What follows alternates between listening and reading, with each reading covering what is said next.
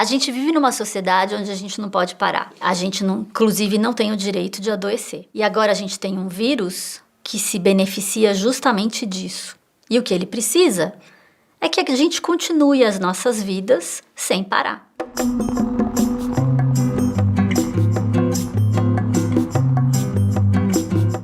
A maior arma contra o coronavírus é justamente parar. Nós não temos mais como parar esse vírus. O vírus vai se propagar e vai infectar uma grande parte da população mundial. Mas o que a gente precisa fazer é reduzir a velocidade com a qual esse vírus vai se propagando. Muitas pessoas, elas estão focando na questão de que uma porcentagem muito pequena das pessoas morrem, ou elas estão focando e dizendo que é apenas uma gripe. Mas a coisa não é tão simples assim. Como o vírus ele vai se propagando e ele vai tomando conta e infectando muitas pessoas, esse número ele vai praticamente dobrando a cada dia. E aí essa curva ela fica muito acentuada.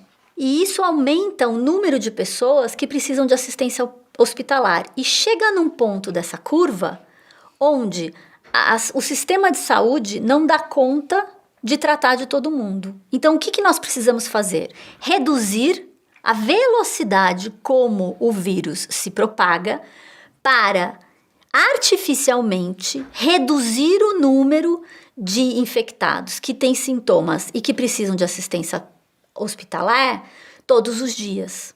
Isso já foi feito. Taiwan é o melhor exemplo desse controle. Essa curva, ela modifica e o número de pacientes que precisam de assistência hospitalar, ele é sempre dentro do possível para o sistema de saúde. Para se sair dessa curva para essa curva, todos nós precisamos parar, refletir e modificar a nossa rotina de vida. Qualquer um que pode, que tem autonomia, precisa revisar toda a sua rotina por semanas e talvez meses daqui para frente. O que nós precisamos é nos distanciar um do outro para que esse vírus não se propague.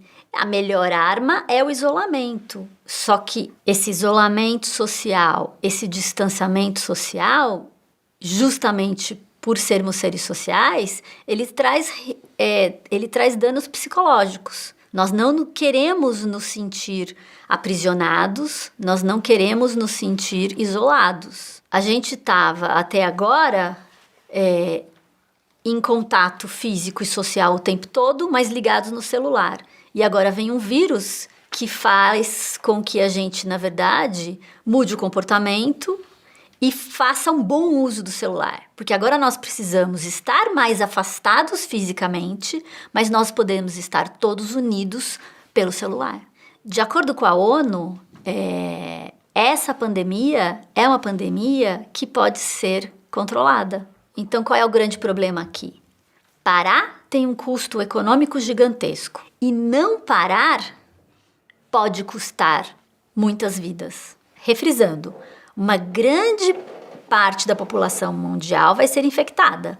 O que não pode acontecer é muita gente sendo infectada ao mesmo tempo. Como neurocientista e entendendo de comportamento humano, o que a gente percebe diante do problema do coronavírus é que as pessoas estão reagindo de duas formas distintas e as duas formas que não ajudam. Muitas pessoas negam o problema e muitas pessoas entram em pânico. Nós não precisamos entrar em pânico. O pânico, ele é absolutamente inútil. A ciência, hoje, ela é completamente diferente das outras epidemias, completamente diferente da gripe espanhola, e nós sabemos como lidar com a situação. O que nós precisamos é fazer. E, em muitos locais, todas as pessoas precisam fazer e não esperarem os seus governos, que têm mais preocupações econômicas, tomarem atitude. E as pessoas que negam o problema, uma hora vai cair a ficha. Mas dá para entender por que muita gente nega o problema. Porque nós, seres humanos, temos pavor de incerteza. Nós não conhecemos tudo sobre esse vírus. Então, o que a gente faz? A gente finge que o problema não existe. Essa questão da negação, inclusive, já foi um assunto de vídeo que eu fiz aqui sobre outras questões da nossa sociedade, inclusive Brumadinho. Vamos entrar nos mitos e nos fatos. É só uma gripe? A Covid-19, para 80% das pessoas que são infectadas e que têm os sintomas, ela passa como uma gripe, mas aproximadamente 20% das pessoas infectadas e que têm sintomas vão precisar de assistência hospitalar por dias ou até mesmo semanas. 20% é muita gente. Então, nós não estamos falando de uma simples gripe, é algo bem mais sério. Tem muita gente falando que esse vírus, ele morre no calor. Isso não é verdade. O vírus, ele dura menos no calor, mas ele se propaga no calor também. Exemplos de que esse vírus continua se propagando no calor são Singapura e Taiwan, que aliás são 2 bons exemplos que conseguiram reduzir a velocidade com que o vírus se propaga. Eles deveriam ter o segundo maior número de infectados no mundo e eles não têm. E eles têm apenas uma morte. Singapura conseguiu se reestruturar e se reorganizar, não de forma tão eficiente como Taiwan, mas eles não têm nenhuma morte. A China adotou práticas de isolamento de forma agressiva e foi somente por isso que ela conseguiu reduzir drasticamente o número de mortes. E quais são as pessoas que são mais vulneráveis e que precisam ter mais cuidado ainda?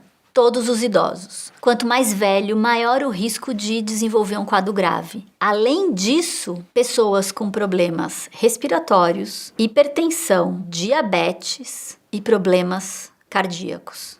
Todas essas pessoas precisam tomar muito mais cuidado e buscar muito mais o distanciamento e, se possível, o isolamento social. Outro ponto. As pessoas estão falando que as crianças não ficam doentes. Na verdade, o que acontece, e que foi publicado no dia 5 de março, é que as crianças são infectadas tanto quanto os adultos, mas elas têm um sistema imunológico muito bom e quando elas têm sintomas, elas têm um quadro gripal.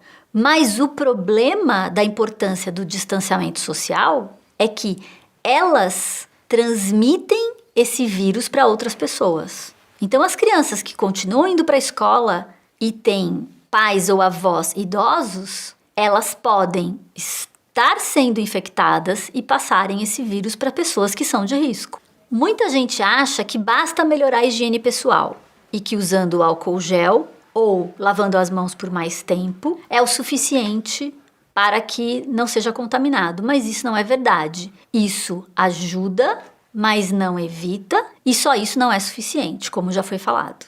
O mais importante é o isolamento social e, quando não possível, o distanciamento social.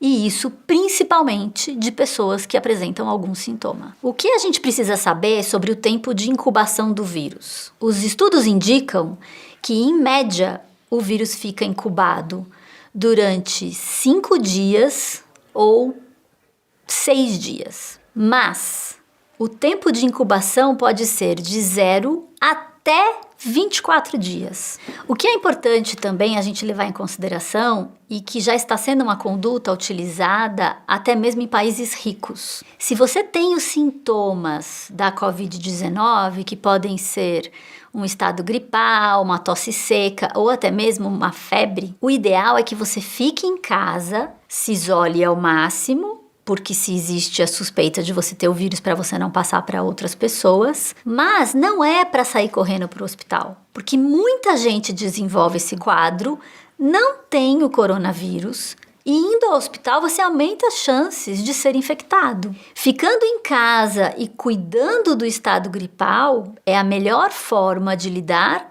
com a situação, porque se o quadro piorar, dá tempo tranquilamente de ir para o hospital. Uma outra questão que gera muita dúvida é que agora muitas pessoas querem fazer o teste para saber se tem o vírus ou não. E esse comportamento não ajuda. No começo, tudo bem, mas agora, como existem muitas pessoas infectadas, não adianta querer se testar. E tem mais uma questão importante a se levar em consideração. Ser positivo para o teste indica que a pessoa tem sim o vírus, mas ser negativo não necessariamente indica que a pessoa não tem o vírus. Então é inútil todo mundo querer fazer o teste. Nós precisamos deixar os testes para as pessoas que realmente precisam ser testadas. Por quê? Para as pessoas que realmente precisam de assistência hospitalar, saber se ela tem a Covid-19 ou se ela tem algum outro problema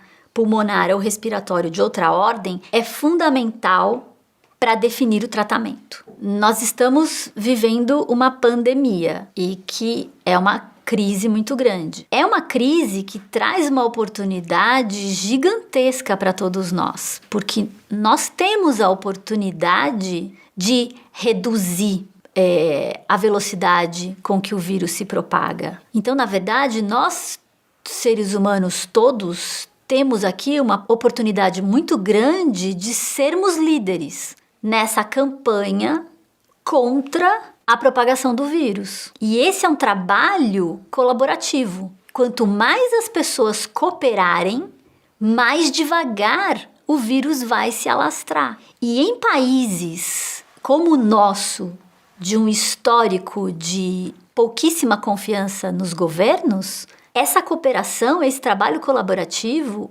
ele é fundamental. E muito provavelmente a gente vai aprender muita coisa que vai melhorar na nossa vida com o coronavírus. Que uma série de viagens de trabalho são desnecessárias, nós podemos resolver pela internet. A nossa higiene vai melhorar muito depois do coronavírus.